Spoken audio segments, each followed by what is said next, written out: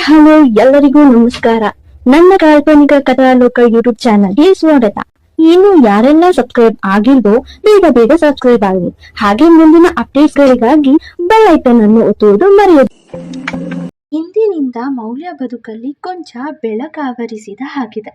ಸೂರ್ಯನ ಪ್ರಕಾಶಮಾನಕ್ಕೆ ಬೇಗ ಎಚ್ಚರವಾದಳು. ಕಣ್ಣು ಬಿಟ್ಟಾಗ ತನ್ನೆದೆ ಬಡಿತವನ್ನೇ ಲಾಲಿ ಹಾಡಿನಂತೆ ಕೇಳ್ತಾ ಮಲಗಿದ್ದ ವೃಷಭ್ ಕಂಡಾಗ ಅವಳ ಮನಸ್ಸು ಹಗುರಾಯಿತು. ಅವನನ್ನ ಮೆತ್ತಗೆ ಅಪ್ಪಿ ಮತ್ತೆ ಈ ರೀತಿಯ ಬೆಳಿಗ್ಗೆ ನೋಡ್ತೀನಿ ಅಂತ ಊಹೆ ಕೂಡ ಮಾಡಿರಲಿಲ್ಲ ವೃಷಿ. ಯು ಆರ್ ದ ಬೆಸ್ಟ್ ಎಂದುಕೊಂಡು ಅವನ ಕೂದಲಲ್ಲಿ ಕೈಯಾಡಿಸುವಾಗ ಎಚ್ಚರವಾಯಿತು ಅವನಿಗೆ. ಮೆಲ್ಲಗೆ ಮಡದಿ ಕಡೆಗೆ ನೋಡಿ ಗುಡ್ ಮಾರ್ನಿಂಗ್ ಮೌಲು ಎಂದ. ಗುಡ್ ಮಾರ್ನಿಂಗ್ ಮಿಸ್ಟರ್ AP ಎಂದು ನಕ್ಕಳು. ಮತ್ತೆ ತಿಳಿ ನಗು ನೀಡಿ ಅವಳನ್ನೇ ಅಪ್ಪಿ ಮಲಗಿದ. ಹೇ ವೃಷಿ, ಟೈಮ್ ನೋಡಿ 9 ಗಂಟೆ, ಲೇಟ್ ಆಯಿತು, ಎದ್ದೇಳಿ ಎಂದಳು. ತಕ್ಷಣ ಅವಳ ಕಡೆ ನೋಡಿ, ರಾತ್ರಿ ಬಂದಾಗಲೇ 3 ಗಂಟೆ ಆಗಿತ್ತು ಅಲ್ವಾ ಮೌಲು, 8 ಗಂಟೆ ನಿದ್ರೆ ಮಾಡಬೇಕು, ಅಂದರೆ ಇನ್ನೂ 2 ಗಂಟೆ ಮಾಡಬೇಕು ಎಂದವನೇ ಮತ್ತೆ ಪುಟ್ಟ ಮಗುವಂತೆ ಅವಳನ್ನೇ ಅಪ್ಪಿ ಮಲಗಿದಾಗ, ಋಷಿ ಲೈಫ್ ಲಾಂಗ್ ಇದೇ ರೀತಿಯ ಮಾರ್ನಿಂಗ್ ಸಿಗುತ್ತಲ್ವಾ ನನಗೆ ಎಂದು ಬಾವುಕಳಾದ ಹಾಗೆ ಕೇಳಿದ್ಲು ಮೌಲ್ಯ. ತಕ್ಷಣ ಅವಳ ಕಡೆ ನೋಡ್ತಾ ಖಂಡಿತ ಎಂದ. ಬರೋ ಖುಷಿ ಪಡುತ್ತಾ ಐ ಲವ್ ಯು ಋಷಿ ಎಂದಳು. ಐ ಲವ್ ಯು ಮೌಲ್ಯ ಎಂದವನೇ ಅವಳ ಹಣೆಗೆ ಸಿಹಿಯಾಗಿ ಮುತ್ತಿಟ್ಟ. ತಕ್ಷಣ ಯಾರೋ ಬಾಗಿಲ ಬಡಿಯೋ ಸದ್ದು ಕೇಳ್ತು. ಬೆಚ್ಚಗಿನ ನಿದ್ರೆ ಬಿಟ್ಟು ಹೇಳ್ಬೇಕಾ ಎನ್ನುವಂತೆ ಮುಖ ಮಾಡ್ದ. ಈಗಂತೂ ಎದ್ದೇಳಲೇಬೇಕು ಎಂದು ಕಾಲೆಳೆದಳು ಮೌಲ್ಯ. ನಾನು ಬಾಗ್ಲು ತೆಗೆಯಲ್ಲ ಎಂದು ಮತ್ತೆ ಮುದುಡಿ ಮಲಗಿದ. ಆದರೆ ಹೊರಗಡೆಯಿಂದ ಋಷಿ ಬೂನ ಬಂದಿದ್ದಾಳೆ ಎಂದ ಅಮ್ಮನ ಕೂಗು ಕೇಳಿತು. ಗಾಡ್ ಎಂದು ಮಡದಿ ಕಡೆ ನೋಡಿದ. ನಡೀರಿ, ನಿಮ್ಮ ಗರ್ಲ್ ಫ್ರೆಂಡ್ ವೆಯ್ಟ್ ಮಾಡ್ತಾ ಇದ್ದಾಳೆ ಎಂದು ರೇಗಿಸಿದಳು. ಹಾಂ ಅಲ್ವಾ, ಆದರೆ ಮಾಡರ್ನ್ ಪತ್ನಿಯನ್ನ ಬಿಟ್ಟು ಹೋಗೋ ಮನಸ್ಸಿಲ್ವಲ್ಲ ಎಂದು ಹಣೆಗೆ ಪುಟ್ಟ ದಿಚ್ಚೆ ನೀಡಿದ. ಆದರೆ ಹೋಗಲೇಬೇಕಲ್ವಾ, ಇಲ್ಲ ಅಂದರೆ ನಿಮ್ಮ ಗರ್ಲ್ ಫ್ರೆಂಡ್ ಕಿಟಕಿ ತೂರಿ ಬಂದರೂ ಬರ್ತಾಳೆ ಎಂದಾಗ, ಕಿಟಕಿ ಕ್ಲೋಸ್ ಮಾಡಿ ಬರಲಾ ಎಂದ ಉಪ್ಪು ಹಾರಿಸಿ. ಆಮೇಲೆ ಬಾಗಿಲು ಹೊಡ್ಕೊಂಡೇ ಬರ್ತಾಳೆ, ನಡೀರಿ ವೃಷಿ ಬೇಗ ಎಂದಳು. ನಿನಗೆ ಇಂಥ ಮಾರ್ನಿಂಗ್ ಸಿಗಬೇಕು ಅಂದರೆ ನನಗೆ ಅಂಥ ರಾತ್ರಿ ಸಿಗ್ತಿರ್ಬೇಕು, ಏನು ಸಿಗುತ್ತಲ್ವಾ ಮೌಲು ಎಂದ. ನಡೀರಿ ಎಂದು ನಾಚುತ್ತಾ ಸ್ನಾನದ ಮನೆಗೆ ಓಡಿದಳು. ಬಾಗಿಲು ತೆರೆದವನೇ ವಾಟ್ ಮಮ್ಮಿ ಎಂದ. ಕೌಸಲ್ಯ ಉತ್ತರಿಸುವ ಮುನ್ನವೇ, ಋಷಿ ರಾತ್ರಿಯೆಲ್ಲ ನಿದ್ರೆ ಮಾಡಿಲ್ವಾ, ಡಾರ್ಕ್ ಸರ್ಕಲ್ಸ್ ನೋಡು ಹೇಗೆ ಕಾಣಿಸ್ತದೆ, ಋಷಿ ಅವ್ರು ಓಕೆ ಎಂದು ಕಂಗಾಲಾದಂತೆ ಕೇಳಿದ್ಲು ಭುವನ. ನಿಜ ಹೇಳಬೇಕು ಅಂದರೆ ನೆನ್ನೆ ಖುಷಿಯಾಗಿ ಅವನು ನಿದ್ರೆ ಮಾಡಿದಂತೆ ಈ ಹಿಂದಿನ 6 ತಿಂಗಳಲ್ಲಿ ಮಾಡೇ ಇರಲಿಲ್ಲ. ಅದು ಭುವಿ, ಯು ನೋ ರೈಟ್, ಅವಳ ಜೊತೆಗೆ ಜಗಳ ಆಯಿತು, ಆಮೇಲೆ ತುಂಬ ಲೇಟ್ ಆಯಿತು ಮಲಗೋದು ಎಂದು ಸುಳ್ಳು ಹೇಳ್ದ. ಅದನ್ನೇ ನಿಜ ಎಂದು ತಿಳಿದ ಕೌಸಲ್ಯ, ಅವಳಿಂದ ಅಷ್ಟು ರಿಸ್ಕ್ ತಗೊಂಡ್ಮೇಲೆ ಮನೇಲಿ ಇರಿಸ್ಕೊಳ್ಬೇಕಾ, ಸುಮ್ಮನೆ ಅವಳ ಅಕ್ಕನ ಮನೆಗೆ ಕಳಿಸ್ಬೋದಲ್ವಾ ಎಂದರು. ಅವರಿಗೆ ಒಂಥರ ಬೇಜಾರು, ಮಗನ ಆರೋಗ್ಯ ನಿದ್ರೆ ಹಾಳಾಗ್ತಿದೆ ಎಂದು. ಮಮ್ಮಿ ಮದುವೆ ಮುಗಿಯೋ ತನಕ ಅವಳು ಹೋಗಲ್ಲ, ಹೇಗಿದ್ರೂ ಡೈವೋರ್ಸ್ ಆಗ್ತಿದೆ ಬಿಡಿ ಎಂದ. ಆದರೂ ಅತ್ತೆ ಹೇಳೋದು ಸರಿ ಅನಿಸುತ್ತೆ ವೃಷಿ, ಯು ಶುಡ್ ಥಿಂಕ್ ಎಂದಳು ಭುವನ. ಅತ್ತೆ ಎಂದು ಕೌಸಲ್ಯ ಕೇಳಿದಾಗ, ಮಮ್ಮಿ ಏನೋ ಫ್ಲೋನಲ್ಲಿ ಹೇಳಿರಬೇಕು ಬಿಡಿ ಎಂದನು ವೃಷಭ್. ಹೌದು ಆಂಟಿ, ಅದು ಹಾಗೆ ಮಾತಾಡ್ತಾ ನಿನ್ನೆ ಮಮ್ಮಿ ನಿಂಗೆ ಯಾವ ರೀತಿ ಹುಡುಗ ಬೇಕು ಅಂತ ಕೇಳ್ತಿದ್ರು, ಆಗ ನಾನು ವೃಷಿ ರೀತಿ ಅಂದೆ. ಅವರು ಅತ್ತೆ ಹಾಗಾದರೆ ಕೌಸಲ್ಯ ರೀತಿ ಇರಬೇಕಾ ಅಂದರು. ತಲೆಯಲ್ಲಿ ಅದೇ ಕೂತಿದೆ, ಸಾರಿ ಅತ್ತೆ ಎಂದವಳು. ಅಯ್ಯೋ ಸಾರಿ ಆಂಟಿ ಎಂದಳು. ಅವರೇನು ಹೇಳದೆ ಹೋದರು. ಋಷಿ ಆಂಟಿ ಬೇಜಾರಾದ್ರೇನು ಅಲ್ವಾ ಎಂದಳು. ನೋ, ಆಗಿದ್ರು ಆಗಿರ್ತಾರೆ, ನೀನು ಅವ್ರ ರೀತಿ ಅತ್ತೇನೇ ಬೇಕು ಅಂದಿದ್ದು ಕೇಳಿ ಎಂದ. ಅದರಲ್ಲಿ ಏನು ತಪ್ಪು ಋಷಿ ಎಂದಳು. ತಪ್ಪೇ, ಅವರನ್ನೇ ಅತ್ತೆಯಾಗಿ ಬೇಕು ಅನ್ನೋದು ಬಿಟ್ಟು ಅವರಂತೆ ಅತ್ತೆ ಬೇಕು ಅಂದರೆ ಎಂದ. ವಾಟ್ ಎಂದು ಆಶ್ಚರ್ಯದಿಂದ ನೋಡಿದ್ಲು. ತಕ್ಷಣ ಅವಳು ಕೈ ಹಿಡಿದು, ಭುವಿ ರಾತ್ರಿ ನನಗೂ ಮೌಲ್ಯಾಗೂ ಜೋರು ಜಗಳ, ಸಾಕಾಯ್ತು, ಮೂಡ್ ಸರಿನೇ ಹೋಗ್ತಿಲ್ಲ, ಆಮೇಲೆ ಏನು ಮಾಡಿದೆ ಗೊತ್ತಾ ಎಂದ. ಏನು ಎಂದಾಗ, ನೀನು ಫೋಟೋ ನೋಡ್ತಾ ಮಲಗ್ದೆ, ನೋಡ್ತಾ ನಿದ್ರೆ ಬಂತು, ಕನಸಲ್ಲೂ ನೀನೇ ಇದ್ದೆ, ಎದ್ದೇಳೋ ಮನಸ್ಸೇ ಆಗಲಿಲ್ಲ, ಅದಕ್ಕೆ ಈ ಡೈವೋರ್ಸ್ ಕತೆ ಮುಗಿದ್ರೆ ನಾನು ನ್ಯೂ ಸ್ಟಾರ್ಟ್ ಮಾಡಬೇಕು ಅಂದ್ಕೊಂಡಿದ್ದೇನೆ, if you don't mind can you give me a chance please ಎಂದ. ಅವಳು ವಾಟ್ ಋಷಿ ನೀನು ಎಂದು ಅಚ್ಚರಿಯಾಗಿ ಕೇಳುವಾಗ, ಟೇಕ್ ಟೈಮ್, ನಿಧಾನವಾಗಿ ಹೇಳು, ಸ್ನಾನ ಮಾಡಿ ಬರ್ತೀನಿ ಎಂದು ಹಿಂದೆ ತಿರುಗಿದ. ಮೌಲ್ಯ ಸ್ನಾನ ಮುಗಿಸಿ ಬಂದು ಅವರನ್ನೇ ನೋಡ್ತಿದ್ಲು. ಏನು ಮೌಲ್ಯ ಮೇಡಮ್ ಗುರಾಯಿಸ್ತಾ ಇದ್ದೀರಾ ಎಂದ. ಇನ್ನೂ ಡೈವೋರ್ಸ್ ಆಗಿಲ್ಲ, ಆಗಲೇ ಹೊಸ ಹುಡುಗಿ ಸಿಕ್ಬಿಟ್ಲಾ ವೃಷಭ್ ಎಂದು ಕೋಪದಿ ಕೇಳಿದ್ಲು. ಹೌದು, ಏನಿವಾಗ ಡೈವೋರ್ಸ್ ಆಗಿಲ್ಲ, ಆದರೆ ಆಗ್ತಿದೆಯಲ್ವಾ ಎಂದ. ನಾನು ಕೋರ್ಟ್ನಲ್ಲಿ ಕ್ಯಾದೆ ತೆಗೆದ್ರೆ ಎಂದಳು. ಅದಕ್ಕೆ ಖಾಲಿ ಬಾಂಡ್ ಪೇಪರ್ ಮೇಲೆ ಸೈನ್ ಹಾಕಿಸ್ಕೊಂಡಿರೋದು ಮೌಲ್ಯ ಮೇಡಮ್. ಸುಮ್ಮನೆ ಅಲ್ಲ, ನೀನು ಸೈನ್ ಮಾಡೋಕ್ಕೆ ಜಾಸ್ತಿ ತೊಂದರೆ ಕೊಟ್ಟರೆ ಅಂತಲೇ ಆಗ ನಾನು ನಿನ್ನ ಕೈಯಿಂದ ಸೈನ್ ಹಾಕಿಸ್ಕೊಂಡಿದ್ದು, ಅದನ್ನೇ ಈಗ ಯೂಸ್ ಮಾಡ್ಕೊಂಡಿದ್ದು. ಈಗ ನೀನು ಯಾವ ರಾಗ ತೆರೆದ್ರೂ ವೇಸ್ಟ್ ಎಂದ. ನನಗೂ ನಿನ್ನ ಜೊತೆಯಲ್ಲಿ ಸಂಸಾರ ಮಾಡೋ ಆಸೆ ಸಂಪೂರ್ಣವಾಗಿ ಹೋಗ್ತಿದೆ. ನನ್ನ ಮೇಲೆ ನಂಬಿಕೆ ಇಲ್ಲದೆ ಇರೋ ನಿನ್ನ ಜೊತೆಗೆ ನಾನು ಮುಂದುವರಿಯಲ್ಲ. ನಿನ್ನ ಇಷ್ಟ, ಏನಾದರೂ ಮಾಡ್ಕೊ, ಆದರೆ ಅಕ್ಕನ ಮದುವೆಯಲ್ಲಿ ಯಾವ ತೊಂದರೆ ಮಾಡಬೇಡ ಅಷ್ಟೇ ಎಂದು ಹೋದಳು. ಅಷ್ಟು ಮಾಡಿ ಪುಣ್ಯ ಕಟ್ಕೊ ಎಂದವನು, ಭುವಿ ನೀನು ಹೋಗಿ ತಿಂಡಿ ಮಾಡ್ತಾರು, ನಾನು ಫ್ರೆಶ್ ಆಗಿ ಬರ್ತೀನಿ, ಇವತ್ತು ಲಂಚ್ಗೆ ಈಚೆ ಹೋಗೋಣ ಓಕೆ ಎಂದು ಹೋದ. ಅವನು ನಗುಮೊಗತಿ ಭುವಿ ಜೊತೆಗೆ ಮಾತಾಡೋದು ನೋಡ್ತಾ ಕಳೆದು ಹೋದಳು. ಅಮ್ಮನಿಗೆ ಎಲ್ಲವನ್ನೂ ಹೇಳಿದ್ಲು. ಕುರಿ ಬೀಳ್ತಿದೆ, ಬಿಡಬೇಡ, ಇನ್ನೂ ಜಾಸ್ತಿ ಹತ್ರ ಆಗು, ಹಗಲು ರಾತ್ರಿ ನೀನೇ ಬೇಕು ಅನ್ನುವಷ್ಟು, ಡೈವೋರ್ಸ್ ಮುಗಿದ ಕೂಡಲೇ ಮದುವೆ ಮಾಡ್ಕೊಳ್ಳೋಣ ಅನ್ನುವಷ್ಟು ಹುಚ್ಚು ಹಿಡಿಸು ಎಂದು ಸರಿತಾ ಫೋನ್ ಕಟ್ ಮಾಡಿದ್ಲು. ಇತ್ತ ತ್ರಿಶೂಲ್ ಪಾಡು ಕೇಳೋದೇ ಬೇಡ. ಶ್ರೇಯಾ ಮಾತಾಡದೆ ಸ್ಟ್ರೈಕ್ ಮುಂದುವರಿಸಿದ್ಲು. ಟೀಚರ್, ಮೌನ ವ್ರತ ಬಿಟ್ಟಾಕಿ ಮಾತಾಡ್ಬಹುದಲ್ವಾ? ಅವಳ ಹಿಂದೆ ಹಿಂದೆ ಸುತ್ತು ಕೇಳಿದ್ದ. ಆದರೂ ಕೇಳಿಸಿಕೊಳ್ಳದ ಹಾಗೆ ಚಪಾತಿ ಹಿಟ್ಟನ್ನು ಲಟ್ಟಿಸುತ್ತಿದ್ಲು. ಟೀಚರ್, ಇವತ್ತು ಆ ವಿವಿ ಜೊತೆಗೆ ಮಾತಾಡ್ತೀನಿ ಅಂತ ಹೇಳಿದೆ ಅಲ್ವಾ, ಸ್ಟ್ರೈಕ್ ನಿಲ್ಲಿಸಲ್ವಾ ಎಂದು ಪುಟ್ಟ ಮಕ್ಕಳ ಹಾಗೆ ಹಿಂದಿಂದೆಯೇ ಬಂದು ಕೇಳುವಾಗ, ಪಾರ್ಟ್ನರ್ ಮೊಮ್ಮ ಬೇಗ ಕೋಪ ಮಾಡಿಕೊಳ್ಳಲ್ಲ, ಮಾಡಿಕೊಂಡ್ರೆ ಹೀಗೆ ಸೈಲೆಂಟಾಗೇ ಇರ್ತಾರೆ ಎಂದನು ಚಿಂಟು. ಅವನಿಗೆ ಅಮ್ಮನ ಬುದ್ಧಿ ಗೊತ್ತಿತ್ತಲ್ವಾ, ಅದಕ್ಕೆ. ಓ, ಚಾಕು ಚೂರಿ ಇಲ್ದೇನೆ ಕೊಲ್ಲೋದು ಅಂದರೆ ಇದೇನೇನೋ ಎಂದ ತ್ರಿಶೂಲ್. ಹಾಕ್ತೀನಿ, ಇದಕ್ಕೆಲ್ಲ ಬ್ರೇಕ್ ಈಗ ಹಾಕ್ತೀನಿ ಎಂದು ಮೊಬೈಲ್ ಹಿಡಿದು ವಿವಿಗೆ ಕರೆ ಮಾಡಿದ್ದ. ಅವನು ಟಿವಿ ಕರೆ ಎಂದು ನೋಡಿ, ಹಲೋ ವಿವಿ, ಗುಡ್ ಮಾರ್ನಿಂಗ್ ಎಂದು ಬಲು ಖುಷಿಯಿಂದ ಹೇಳಿದರೆ ತ್ರಿಶೂಲ್ ಸಪ್ಪೆಯಾಗಿ ಬ್ಯಾಡ್ ಮಾರ್ನಿಂಗ್ ಎಂದಿದ್ದ. ಬ್ಯಾಡ, ವೈ, ಏನಾಯಿತು ಎಂದು ಋಷಿ ಕೇಳಲು, ಏನಾಯ್ತಾ, ನೀನೇನೋ ಅಲ್ಲಿ ಮೌಲ್ಯಾಗಿ ಏನು ಹೇಳಿದೆ ಭೂವಿನ ಕ್ಯಾಚ್ ಹಾಕ್ಕೊಳ್ತಿದ್ಯಾ, ಇಲ್ಲಿ ಎಲ್ಲ ಹೇಳಿ ನಾನು ಟೀಚರಿಂದ ಮಂಗಳಾರತಿ ಮಾಡಿಸ್ಕೊಳ್ತಾ ಇದ್ದೀನಿ ಎಂದ ಶ್ರೇಯಾ ಮುಖ ನೋಡ್ತಾ. ಅವಳಂತೂ ಚಪಾತಿಗೆ ಲಟ್ಟಿಸಿ ಕೆಲಸ ಮಾಡ್ತಿದ್ಲು. ಓ, ಅಕ್ಕನಿಗೆ ತಂಗಿ ಮೇಲೆ ಲವ್ ಜಾಸ್ತಿ ಎಂದು ಋಷಿ ನಕ್ಕಾಗ, ಬಿವಿ ಆರ್ ಯು ಲಾಫಿಂಗ್? ನಾನೇನು ಮಜಾ ಟ್ಯಾಕಿಸ್ಗೆ ವೆಲ್ಕಮ್ ಮಾಡೋಕ್ಕೆ ಕಾಲ್ ಮಾಡಿಲ್ಲ. ಅದೇನು ಮಾಡ್ತೀಯೋ ಮೌಲ್ಯಗೆ ಹೇಳಿ ಮಾಡೋ ಮಾರಾಯ, ಇಲ್ಲ ಇಲ್ಲಿ ಮೌನ ವ್ರತ ಮಾಡೋರನ್ನ ನೋಡ್ತಾ ಮಾತಿಗೆ ಬೀಗ ಹಾಕೋಬೇಕು ಎಂದನು ತ್ರಿಶೂಲ್. ಅಷ್ಟೇನಾ, ನಾನು ಅವಳಿಗೆ ಎಲ್ಲ ನೆನ್ನೆ ರಾತ್ರಿನೇ ಹೇಳದ್ನಲ್ಲ ಎಂದನು ಋಷಿ. ಹೇಳ್ದ ಎಂದು ಅಚ್ಚರಿಯಿಂದ ಕೇಳಿದ. ವಾಟ್, ಎಲ್ಲ ಹೇಳ್ದ ಎಂದು ಜೋರಾಗಿ ಮತ್ತೊಮ್ಮೆ ಕೇಳಿದ ತ್ರಿಶೂಲ್.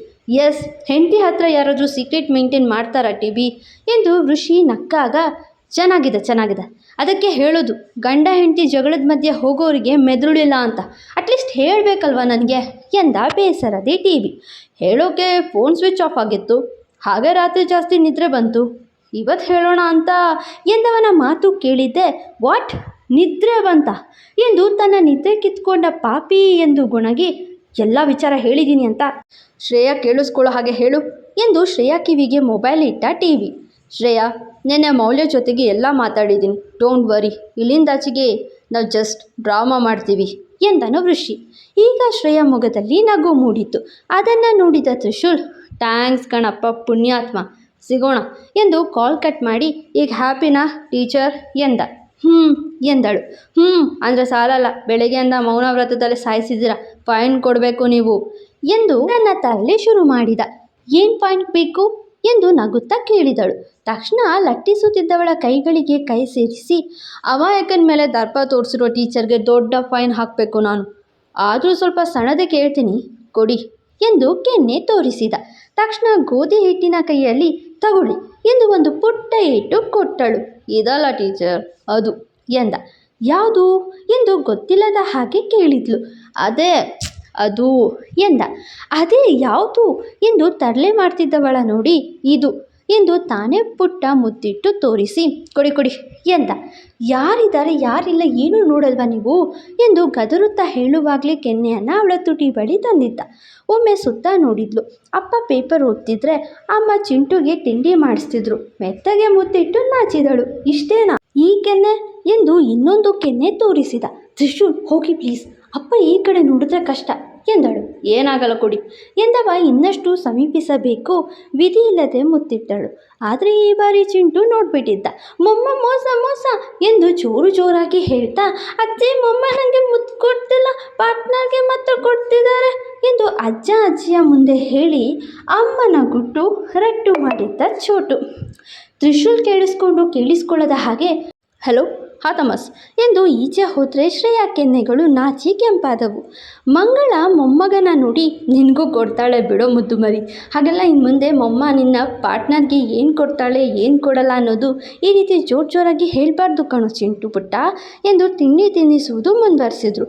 ಗುರುಮೂರ್ತಿ ಮಾತ್ರ ಮೌಲ್ಯ ಬದುಕು ಏನಾಗುತ್ತೋ ಎಂದು ಚಿಂತೆಗೆ ಬಿದ್ದರು. ದಿನಗಳು ಕಳೆಯುತ್ತಾ ಮೌಲ್ಯ ಋಷಿ ಎಲ್ಲರ ಮಧ್ಯೆ ತಾವೊಂದು ವಿರುದ್ಧ ಮನಸ್ಸಿನ ಜೋಡಿ, ಕೂಡಲು ಅಸಾಧ್ಯ ಎನ್ನುವಂತೆ ನಟನೆ ಮುಂದುವರಿಸಿದ್ರು. ಆದರೆ ಇಬ್ಬರು ಜೊತೆಯಲ್ಲಿದ್ದಾಗ ಮಾತ್ರ ಒಬ್ಬರನ್ನೊಬ್ಬರು ಬಿಟ್ಟಿರದಂತೆ ಜೊತೆ ಇರ್ತಿದ್ರು. ಶ್ರೇಯಾ ಮದುವೆ ಶಾಸ್ತ್ರಗಳು ಶುರುವಾದವು. ಮೌಲ್ಯ ವೃಷಭ್ ಜೊತೆಯಾಗಿ ಎಲ್ಲ ಶಾಸ್ತ್ರದಲ್ಲೂ ಪಾಲ್ಗೊಳ್ಳುತ್ತಿರಬೇಕೆಂದು ಆಶಿಸಿದ್ದ ಕಾರಣ ವೃಷಭ್ ಮೌಲ್ಯ ಜೊತೆಗೆ ಎಲ್ಲವನ್ನೂ ನೆರವೇರಿಸುತ್ತಿದ್ದ. ಚಲಪತಿ ಅಜ್ಜ ಅದ್ದೂರಿಯಾಗಿ ತಮ್ಮದೇ ರೆಸಾರ್ಟ್ನಲ್ಲಿ ಅತಿ ಆತ್ಮೀಯರಿಗೆ ಮಾತ್ರ ಆಹ್ವಾನ ನೀಡಿದ್ದರು. ಯಾವ ಕೊಂಡುಕೊರತೆ ಬಾರದ ಹಾಗೆ ಇವೆಂಟ್ ಮ್ಯಾನೇಜ್ಮೆಂಟ್ನವರಿಗೆ ವಹಿಸಿದ್ರು. ಅವರು ಸಹ ಯಾವ ಲೋಪ ದೋಷವಿಲ್ಲದ ಹಾಗೆ ಅರೇಂಜ್ ಮಾಡಿದ್ರು. ಮೆಹಂದಿ ಶಾಸ್ತ್ರಕ್ಕೆ ಹಸಿರು ಗಿಳಿಯಂತೆ ಶ್ರೇಯಾ ಹಸಿರು ಬಣ್ಣದ ಬಂಗಾರದಂಚಿನ ಸೀರೆಯಲ್ಲಿ ಮಿಂಚುತ್ತಿದ್ದಳು. ಬಂದವರಿಗೆಲ್ಲ ಕಡ್ಡಿ ತುಂಡಾದ ಹಾಗೆ ಚಲಪತಿ, ಹೌದು, ನನ್ನ ಮೊಮ್ಮಗನ ಆಯ್ಕೆ ಎಂದೇ ಉತ್ತರಿಸಿದ್ರು.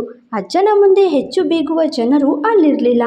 ಹಾಗೆಯೇ ಸಂದರ್ಭ ಅರಿತು ಹೊಂದಿಕೊಳ್ಳುವ ಕುಟುಂಬದವರಿಗೆ ಮಾತ್ರ ಆಹ್ವಾನ ನೀಡಿದ್ದ ಕಾರಣ ಯಾರೂ ಈ ಮದುವೆಗೆ ವಿರೋಧಿಗಳಿರಲಿಲ್ಲ, ಸರಿತಾ ಹಾಗೂ ಭುವನನ ಬಿಟ್ಟು.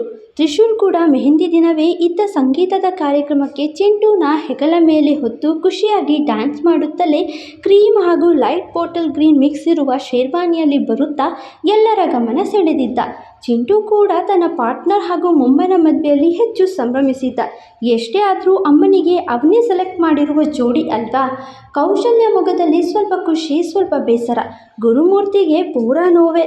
ಇನ್ನು ಮೌಲ್ಯ ಕೂಡ ತಾನು ಋಷಿಗೆ ಡೈವೋರ್ಸ್ ಕೊಡ್ತಿದ್ದೀನಿ ಅನ್ನೋದು ಮರೆತಂತೆ ಅಕ್ಕನ ಕೈ ಹಿಡಿದು, ಭಾವ ಡ್ಯಾನ್ಸ್ ಮಾಡಿದ್ದು ಸಾಕು, ಬಂದಿಲ್ಲಿ ನಿಮ್ಮ ಹೆಸರಿನ ಮೊದಲ ಅಕ್ಷರ ಬರೆದು ಹೋಗಿ ಎಂದಳು. ಅವನು ಅಷ್ಟೇ ಖುಷಿಯಲ್ಲಿ ಬರೀತೀನಿ, ಆದರೆ ಟೀಚರ್ ಮೊದಲು ಅವ್ರ ಬಾಯಿಂದ ಗಂಡನ ಹೆಸರು ಹೇಳಬೇಕಪ್ಪ ಎಂದ. ಋಷಿ ಕೂಡ ಹೌದೆನ್ನುವ ಹಾಗೆ, ಗುಡ್ ಪಾಯಿಂಟ್, ಹೆಂಡತಿ ಮೊದಲು ಗಂಡನ ಹೆಸರು ಹೇಳಿ, ಆಮೇಲೆ ನಮ್ಮ ಹುಡುಗ ಲೆಟರ್ ಬರೀತಾನೆ ಎಂದ.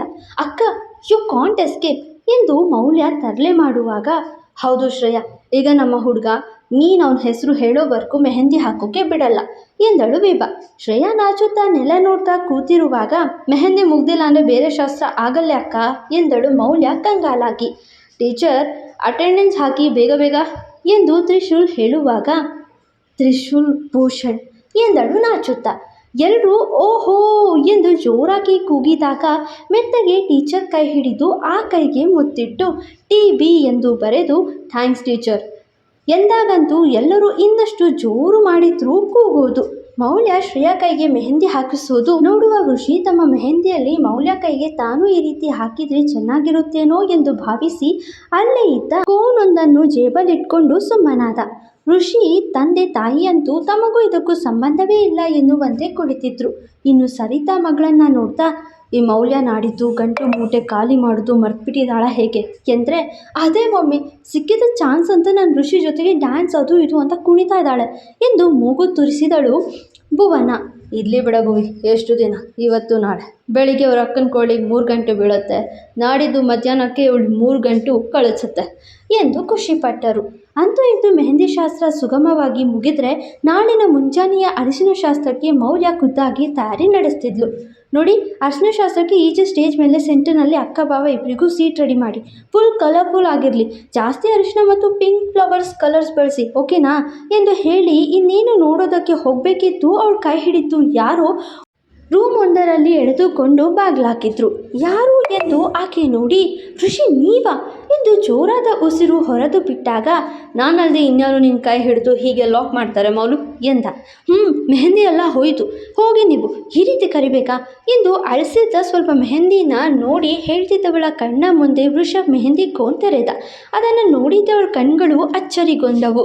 ಋಷಿ ಎಂದು ಖುಷಿಯಿಂದ ಕರೆದವಳ ಕೈನ ಮೆಲ್ಲಗೆ ಹಿಡಿದವನು ಅಂಗೈಯ ಮೆಹಂದಿ ನೋಡಿ, ಅದರಲ್ಲೂ ಸಣ್ಣ ಹೂವಿದ್ದ ಚಿತ್ತಾರದ ಮಧ್ಯೆ ವಿ ವಿ ಎಂದು ಬರೆದನು. ಅದನ್ನು ನೋಡ್ತಾ ಮೌಲ್ಯ ಬಲು ಖುಷಿಪಟ್ಟಳು. ಹಾಗೆ ಅವಳ ಕಡೆಗೆ ನೋಡ್ತಾ ಹ್ಯಾಪಿ ಎಂದ. ದಿಲ್ ಖುಷ್ ಎಂದವಳು ಹಾಗೆ ಅವನ ಕೆನ್ನೆಗೆ ಮುದ್ದಿಟ್ಟು ಅಕ್ಕನ ಕೈಗೆ ಭಾವ ಮೆಹಂದಿಯಲ್ಲಿ ದಿವ್ಯ ಅಂತ ಬರೆದಾಗ ನನಗೂ ಆಸೆ ಆಯಿತು. ಈಗ ಇಲ್ಲಿ ಎಷ್ಟು ಖುಷಿ ಆಗ್ತಿದೆ ಗೊತ್ತಾ. ಐ ಲವ್ ಯು ಕೃಷಿ ಎಂದವಳ ನೋಡಿ ನನಗೂ ಅಷ್ಟು. ಈ ರೀತಿ ಹೆಂಡತಿ ಕೈ ಮೇಲೆ ಹೆಸರು ಬರೆಯೋದಲ್ಲಿ ತುಂಬಾ ಖುಷಿ ಸಿಗುತ್ತೆ ಅಂತ ಇವತ್ತೇ ಗೊತ್ತಾಗಿದ್ದು. ಐ ಆಮ್ ಸಾರಿ ಮೌಲ್ಯ, ನಾನು ನಮ್ಮ ಮದುವೆನ ಕೋಪದಲ್ಲೇ ಮಾಡಿಕೊಂಡೆ. ಬಟ್ ಡೋಂಟ್ ವರಿ, ಈ ನಿನ್ನ ಅಕ್ಕನ ಮದುವೆಗೆ ಪ್ರತಿ ಶಾಸ್ತ್ರ ನಾನು ನಿನಗೆ ನೆರವೇರಿಸ್ತೀನಿ ಎಂದ. ಅವಳಿಗಂತೂ ಹೇಳೋಕ್ಕಾಗದ ಸಂತೋಷ. ಹಾಗೆ ಅಪ್ಪಿದಳು. ತಾನು ಅಪ್ಪಿದವನು ನಿನ್ನ ಮಧ್ಯೆ ಮುಂದೆ ಯಾವತ್ತೂ ಮಿಸ್ಅಂಡರ್ಸ್ಟ್ಯಾಂಡಿಂಗ್ ಬರಲ್ಲ ಮೌಲ್ಯ ಎಂದ.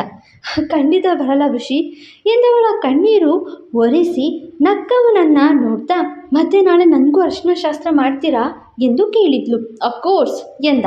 Wow, I am so excited ಎಂದವಳು. ಓ, ಅಕ್ಕನ ನಾಳೆ ಸ್ನಾನಕ್ಕೆ ವ್ಯವಸ್ಥೆ ಮಾಡಿಸ್ಬೇಕು, ಅಮ್ಮ ಹೇಳ್ತಿದ್ರು ಮರ್ತೇ ಬಿಟ್ಟೆ, ಬಂದೆ ಎಂದು ಹೊರಟವಳ ತಡೆದವನು ನಾಳೆ ನಾನು ಅರ್ಶಿನ ನಿನಗೆ ಮೊದಲು ಹಚ್ಚಲ್ಲ. ಈಗ ನಾನು ಹೇಗೆ ನಿನಗೆ ಮೆಹಂದಿ ಹಚ್ಚಿದ್ನೋ ಹಾಗೆ ಕದ್ದು ಮುಚ್ಚಿ ನೀನು ಹಚ್ಚಬೇಕು, ಓಕೆ ಎಂದ.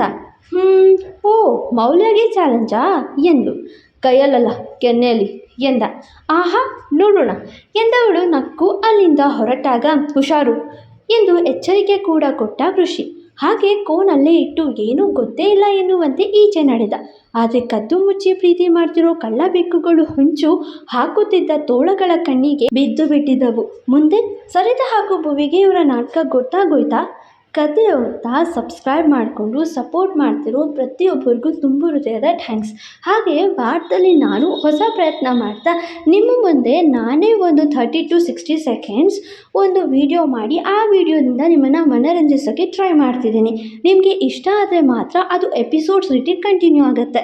ಬರೀ ಶಾರ್ಟ್ಸಲ್ಲಿ ಮಾತ್ರ ಬರುತ್ತೆ, ಫುಲ್ ವಿಡಿಯೋ ಅಲ್ಲ. ನೀವು ನೋಡಿ ಓಕೆ ಅಂದರೆ ಮಾತ್ರ ಕಂಟಿನ್ಯೂ ಮಾಡ್ತೀನಿ, ಇಲ್ಲ ಸ್ಟಾಪ್ ಮಾಡ್ತೀನಿ. Thank you so much. ಮತ್ತೆ ಸಿಗುವ. ಫಾಲೋ ಮಾಡಿ ಕಾಲ್ಪನಿಕ ಕಥಾಲೋಕ. ಮತ್ತೆ ಸಿಗುವ.